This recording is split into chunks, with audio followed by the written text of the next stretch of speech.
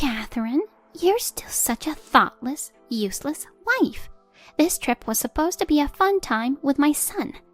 You who have nothing to do with this can just go back home. Planned as a foreign trip at my husband's request, the moment he leaves the room, my mother-in-law starts to relentlessly pick on me. Given how things have turned, I guess I have no choice. I'll go home then. What happens to them next is none of my concern. I am Catherine, a married woman working in a foreign company. My job allows for easy schedule management, so since getting married, I mostly work remotely from home. My husband is the type who overestimates himself and wants to appear grand. He's extravagant with money and has never contributed a penny to the household. I didn't notice this while we were dating, but his true nature slowly revealed itself after we started living together. My mother-in-law seems to take pride in boasting about her son. I've heard about mothers doting on their sons. I was somewhat prepared for it and willing to tolerate it, but she is incredibly presumptuous and strong-willed. She doesn't listen to anyone else's opinion, not even that of my father-in-law. She is completely convinced that her son is perfect, which is why she seems to thoroughly dislike me. Whenever we meet, she always has a snide remark. She particularly dislikes that I apparently live comfortably on my son's salary alone. She always nags me to work outside since I'm still young. I have explained multiple times that I have continued working after marriage and that my job allows me to work from home, but in her mind, any home-based work is just a side job. She thinks I'm just pretending to work on my computer, probably playing games. Apparently, I'm a useless wife who, despite being a housewife, hardly does any housework and just plays computer games all day. My husband understands my work style, but he has never once explained it to his mother. Even when she speaks like this in front of him, he just turns a blind eye. Even when I ask my husband to explain things better, he just throws it back at me, saying I should get along with her as a woman. He even says he doesn't want to get involved in troublesome matters. Once, when I persistently asked about a similar issue, he even printed divorce forms from the website and threw them at me. Being treated like that and staying silent didn't sit well with me, and I thought about agreeing to the divorce. However, I've heard that divorce is more difficult than getting married. The thought of something more troublesome than my current situation is honestly a problem, so I end up accepting what my husband says. I've come to understand that he always prioritizes his mother. It's frustrating, but I feel I should find a way to handle this while skillfully avoiding conflict.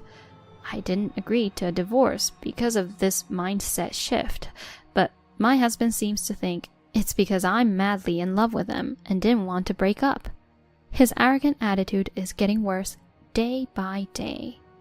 A child acting all high and mighty can be endearing, but when an adult does it, it's just off-putting. I've learned to ignore my husband's grandiose words and to overlook his actions. There's another reason I didn't go for a divorce. It's because of the distance.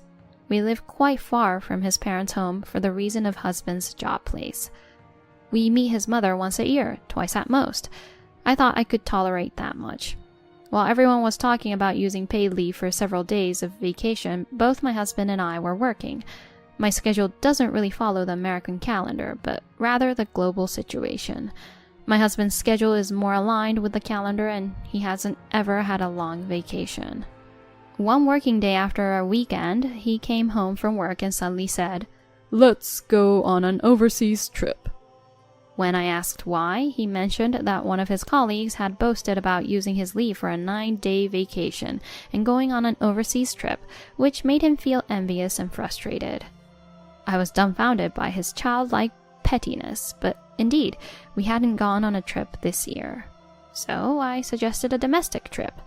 That's because my husband has no experience with overseas travel and would need to start with applying for a passport.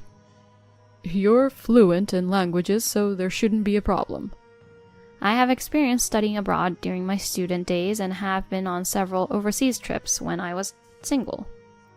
I can manage conversations in Spanish, French, and German. When my mother got into Korean dramas, I learned Korean with her, but I'm not too confident in it since I haven't used it much. Certainly compared to my husband, I might be proficient in languages, but that doesn't mean the passport application will be completed immediately. I tried to persuade him to choose a trip in summer or winter, if it had to be overseas, but he wouldn't listen. Instead, he decided on the country to visit on his own, took leave without consulting, and dictated the schedule to me. Isn't it a tour package? Why do I have to travel with strangers? He insisted that since I could speak French, there would be no problem. I realized he was completely planning to use me as a tour guide and interpreter. I thought it might be okay if it's just the two of us, but then he said, Oh, I forgot to tell you. I promised to take Mom along. You'll handle that too, right? Your mother too? I can't handle two people with no overseas experience. Do some filial piety for once. If you do this favor, maybe things will get a bit smoother, right? I'm such a kind and good husband, aren't I? This is for your benefit too. Be grateful. His words were obnoxious, but arguing seemed foolish. So I quietly made the reservations as he asked and came up with another idea. From applying for my husband and mother-in-law's passports to booking flights and hotels, it was a hassle, but I endured it to execute my plan and created a perfect itinerary fulfilling all of my husband's wishes. On the day of the overseas trip, my mother-in-law, unaware of my efforts, was childishly excited. That's my son for you. Traveling abroad means long flights. We're in business class seats, right? My husband probably bragged about taking us on the trip, claiming he made the reservations and planned everything, making himself look big. In reality, he did nothing. I did it all. They didn't do anything themselves and left all the procedures to me. Moreover, they had almost no experience with airports and wandered off while I was handling the procedures, causing trouble when it was time to board. Airport staff even offered to make an announcement to find them. They didn't reflect at all, blaming me for not guiding them and accusing me of trying to leave them behind and have fun alone. During the flight, they were relatively calm, but it was annoying and embarrassing how they kept calling the cabin crew. After several hours, we arrived at our destination. After completing the immigration procedures, I thought we could head straight to the hotel for a break, but then my husband turned pale and said, I need to go to the bathroom, before shoving his luggage onto me and running off. It was baffling why only my husband got sick after eating the same food. He was just grinning at his favorite cabin crew earlier. Maybe it was divine punishment. Serves him right. Catherine, you really are an inconsiderate wife. How long do you plan to stay here? Excuse me? This trip is something my son planned for me. It's supposed to be a mother-son trip, you freeloader. It's audacious of you to try and enjoy this trip for free. Go back home already. Are you sure? Sure or not, I can't enjoy this with you around. I see. That's unfortunate. All right then, I'll leave now. I handed my husband's luggage to my mother-in-law, had only my carry-on with me, and turned my back on her. She looked dumbfounded, holding his bags. Her reaction was unexpected, considering she told me to leave. I struggled to suppress my laughter. My husband was repeatedly going in and out of the bathroom, so we didn't cross paths. Luckily, I got a ticket back to the US and became a passenger heading home. Originally, I planned to find an opportunity to return to New York alone. I would have been fine playing tour guide for a harmonious relationship, but not with that mother and son. It was just stress with no benefits for me. The thought of the two of them, who can't speak anything but English, being left behind made me grin. They could use translation apps on their smartphones, but my arrogant husband would never do that. Upon landing in New York, I made a few stops and headed to a luxury hotel where my parents were waiting. Since my husband told me I should have done filial piety for my parents, I invited them on a trip to a luxury hotel. We took a scenic sleeper train to the location, enjoying the views and meals before the spa. They were surprised to see me join them earlier than expected. When I briefly explained the situation, my parents were appalled. They couldn't believe I had agreed to such demands. My husband kept calling and messaging me like crazy, but I ignored him. I turned off my phone and fully enjoyed the luxurious hotel. After parting with my parents and returning home, I received a call from the embassy. According to them, my husband, after returning from the bathroom, was shocked and furious to find that I was gone. Unable to reach me, he decided to go to the hotel on his own. Lost and confused about the way, a kind stranger approached him in broken English, offering help. But following this person, my husband was robbed of all his money, passport, and valuables. Even my mother had her jewelry stolen. Standing on the street in their penniless state, the police found and protected them, then referred them to the embassy for help. That's how they managed to contact me. The embassy asked me to come and pick them up. They had no bank cards, as their wallets were stolen.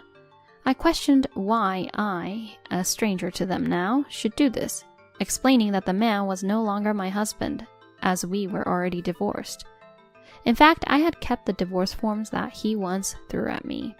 Back then I stayed because I heard divorce was difficult, but this time I had reached my limit. I secretly proceeded with the forms and submitted them back then. The court summoned my husband, but he kept ignoring it and didn't even confirm what it was due to his sloppy nature. As a result, the court found that he accepted the content, and I won the divorce without a contest. I had already found and signed a contract for a new place while making the trip reservations. I didn't want to use the furniture that belonged to my husband and me, planning to buy everything new for the new home. So while packing for the trip, I also packed for the move. Only my work tools and favorite clothes were enough to bring to the new place. I sent everything else by courier with a scheduled delivery. The embassy conversation ended without further demands on me.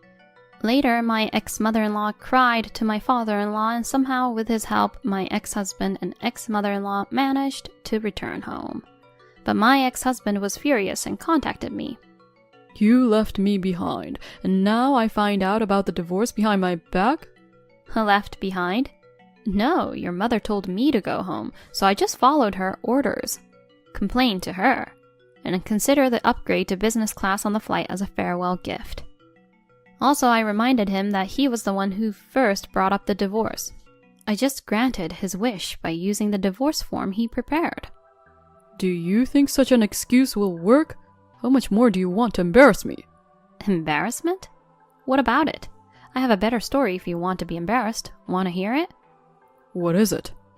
I heard you're a regular at adult entertainment venues. You have a favorite girl there, right? You've been spending a lot on her instead of contributing to our home.